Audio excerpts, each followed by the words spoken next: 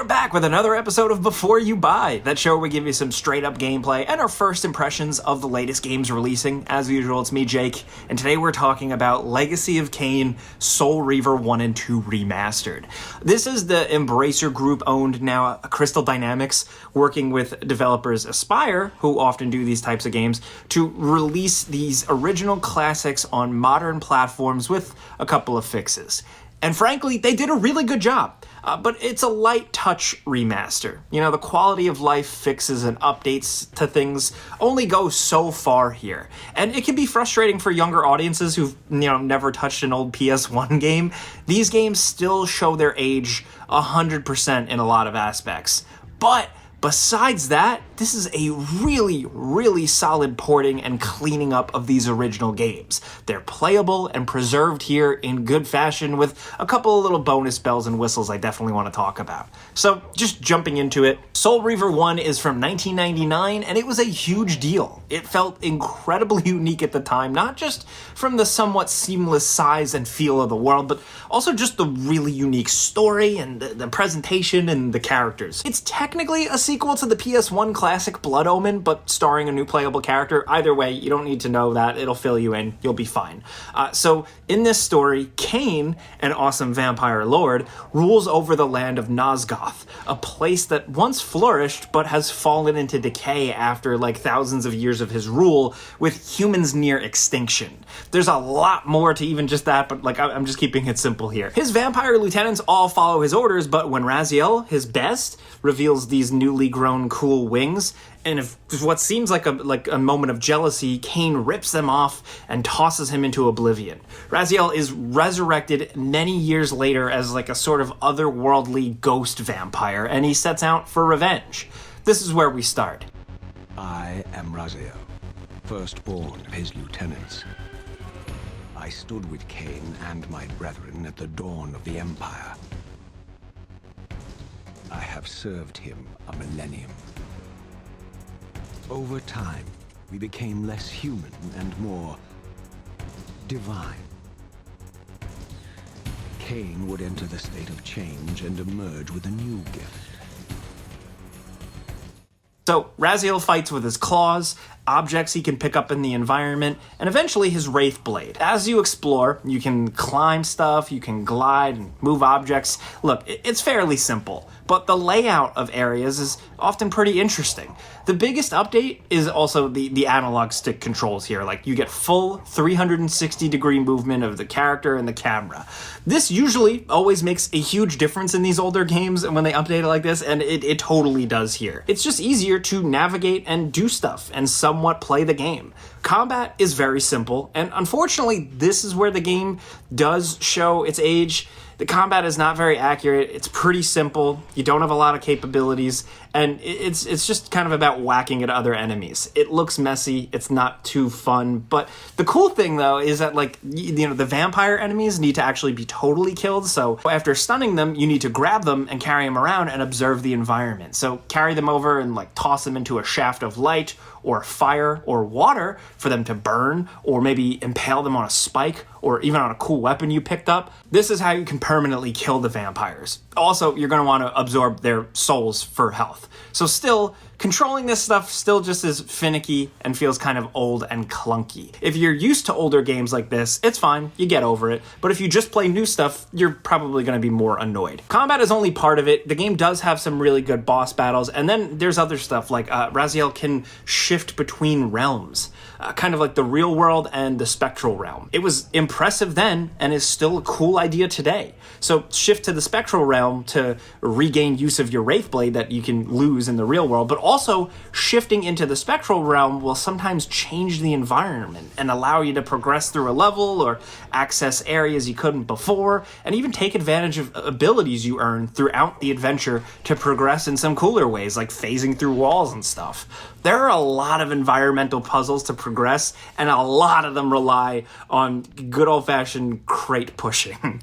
Raziel can move crates around all day, man, but even flip them up on top of each other or onto higher surfaces. And it gets old really quick because it's still old-fashioned, slow, laborious crate pushing. This is another thing that'll probably make or break less patient gamers. Look, if you grew up pushing crates all day like me, fine, whatever, you're good. But just be aware it can get pretty tedious pretty quickly.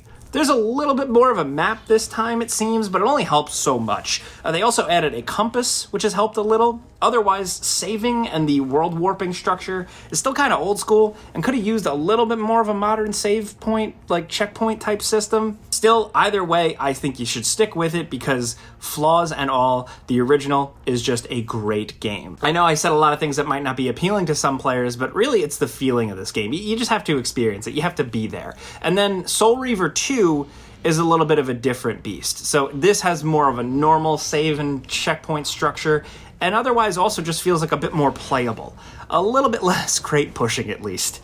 And more options during combat and stuff, plus some cool elemental abilities you earn for your blade to utilize throughout the game. Also, it's like a different flavor than the first game, but it continues the story in some really cool and interesting ways since the first game technically ends on a cliffhanger. But of course, ladies and gentlemen, this is a remaster, so the big question of course is the visuals. I mean, look at it here. I'm playing the original Soul Reaver in glorious ultra wide. It's incredible, and I'm not gonna lie, like when I fired it up and I saw it like all on screen, I was pretty excited. So while the options are pretty bare bones, the games look good, and I haven't had any performance issues or anything weird on PC where I'm playing it. On the technical front, it has been good for me. The actual visuals themselves, well, like it's not a complete overhaul. On the one hand, it's one of those remasters where you're able to switch between the new graphics and the old graphics on the fly at any point instantly. I absolutely love this feature. I think it's an important one. It also really has helped me see how much the game is changed. And like I said, it's not as overhauled completely as you might expect. And I think I'm grateful for that because the feel is really, really maintained here. The character models seem to be the things that got the biggest revamps. Like Raziel and Kain especially look really great in the first game now. And some of the in-game cutscenes with them both just end up being more enjoyable because of that. Raziel is smooth and stylish and looks as cool as I really fully imagined him as a kid. You know, matching the look of him on the box art and the pre-rendered cutscenes, that makes all the difference. You actually don't really need too much more than that because the worlds are simple and the environments are similar here. Like they're not insanely overhauled, which means they might not always look the best. To be honest, I saw some textures that still looked really low res and I found that a little bit disappointing. But overall, they're just sharper and often have some better lighting. I will say I was surprised to see, like, when switching back and forth between graphics modes, the environments didn't change too much here. Enough to be noticeable, yes. Cleaner, updated, yes. But nowhere near as noticeable as the awesome character model changes. They're the star of the show here. These are games that were just like ahead of their times, with some aging gameplay that has been tidied up a little bit. But what's really the value here, man, is the quality of storytelling and the games themselves. As simple looking as the original Soul Reaver might seem, bro, you're like desperately dragging these crates and wandering confused through a blank hallway just because you really genuinely want to see what happens next in the story. Raziel's next fallen vampire brother is right around the corner. You know, want to see what he's like. What's Mobius's real plan? What's Kain gonna do? You're gonna be pretty hooked close to the jump. The voice acting, the presentation, and the writing is awesome. Reaver was released, and binding itself to me became my symbiotic weapon. And so the Reaver met its former self, still imprisoned in this corporeal shell. I watched, mesmerized, as the Wraith blade uncoiled itself and snaked down the length of the physical blade, embracing its twin, its mirror self. Raziel narrating his observations of like a room you walk into, with almost a Shakespearean flair, to Kain monologuing about fate, And then the game's ideas of fatalism, vampirism, humanity, and more. All of it just makes for like a good-ass meal to chew into. Other YouTubers who like make these big, long essays will probably do a way better job of explaining why the story and the lore in these games is so good. So I'll just say it's really special and unlike what you've seen in games for a minute. It's also one of the showcases of the great game director Amy Hennig, now a legend, who of course went on from this to eventually create the Uncharted series. So there's a lot of history here. From the game selection screen, you can also select bonus features, like this option that gives you some cool stuff. There was a lot of behind the scenes of like the development of these games and what went on, and this collection actually lets you read up on and view some of the unfinished lost levels. Along with that, you get access to music, character renders, and some absolutely gorgeous concept art. There's also the Dark Chronicle, like it's like a kind of way to view the game's scripts. Look, this all seems like an effort not only of the developers, but also the fandom for years and years just caring, just giving a damn about this stuff. And it's just really nice to see it all come together here, packaged in this collection.